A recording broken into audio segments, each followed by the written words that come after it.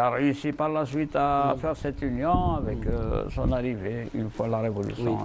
Dans le documentaire, bien sûr, de Hassan Osmani, on va approcher toute cette vie, ce parcours, cette trajectoire, encore une fois, exceptionnelle.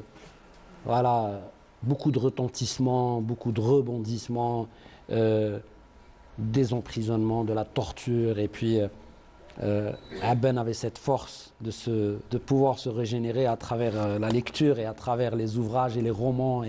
Et c'était ça, en fin de compte, la réponse qu'il voulait à tout prix donner à la France coloniale. Ça veut dire que les Algériens ne sont pas des êtres incultes, ne sont pas des sauvages, ne sont pas des êtres qui ne peuvent pas faire de la stratégie ou faire des planifications. Au contraire, les Algériens ont une intelligence. Aujourd'hui, on est là pour rendre un vibrant hommage à ce grand moudjahid et rassembleur unificateur du peuple algérien. Alors, ce bonhomme, ce grand monsieur, l'architecte du congrès de la Soumane, a travaillé effectivement à donner sa vie pour l'Algérie.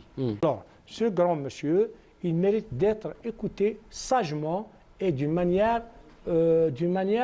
c'est-à-dire qu'il faut voir qu'il a sillonné toute l'Algérie justement pour l'Algérie unie et indivisible. Je sais que c'est une jeunesse géniale, c'est une jeunesse intelligente, c'est une jeunesse que, effectivement, d'intellectuels, ils savent que tout ce qui concerne la révolution algérienne, il doit être préservé pour des futures générations. Oui, il y a une magnifique phrase au début de votre documentaire, elle est affichée, c'est clair, parce que vous dites...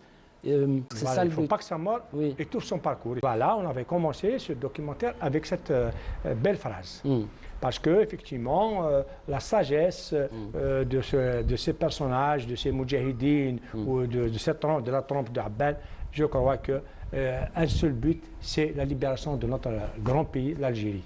Alors, vraiment, c'est quelque chose qu'il faut revoir ce soir, Inch'Allah, ce film documentaire qui a parlé, nous allons voir des gens qui nous ont quittés de ce monde-là, mais ils sont toujours là. Effectivement, donc, ils sont éternels. Éternels, voilà. Et ces femmes et ces hommes ne meurent jamais.